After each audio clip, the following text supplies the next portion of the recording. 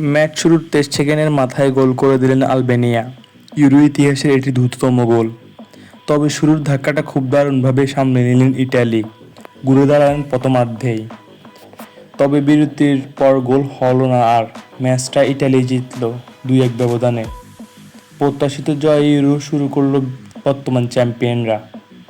Italy, Spain, Croatia, আলবেনিয়াকে নিয়ে গড়া ইউরোর এই বি গ্রুপটাকে বলা হয় গ্রুপ অফ ডেথ। এই গ্রুপে সম্ভবত আলবেনিয়ার বিপক্ষে জয় নিয়েই বাকি সব দলকে করতে হবে হিসাব নিকাশ। কোনো দল আলবেনিয়ার কাছে হেরে গেলে বা ড্র করলে, পয়েন্ট হারালেই বিপদে পড়বে, এটা কিছু অনুমান করা যায়। ম্যাচের শুরুতেই ইটালি জালে বল পাঠাল আলবেনিয়া অবিশ্বাস্য কিছু করার আভাসও দিয়েছিল।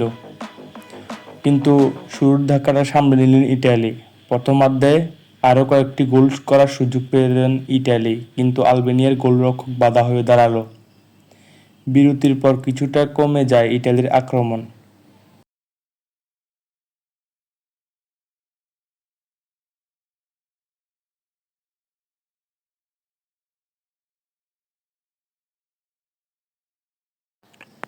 গোল করার খুব ভালো সুযোগ তৈরি করতে পারেনি তারা। তবে আলবেনিয়ার এই পাশ থেকে কখনো বিপজ্জনক হয়ে উঠতে পারেনি বলেই ইটালির ভয় ছিল খুব কম।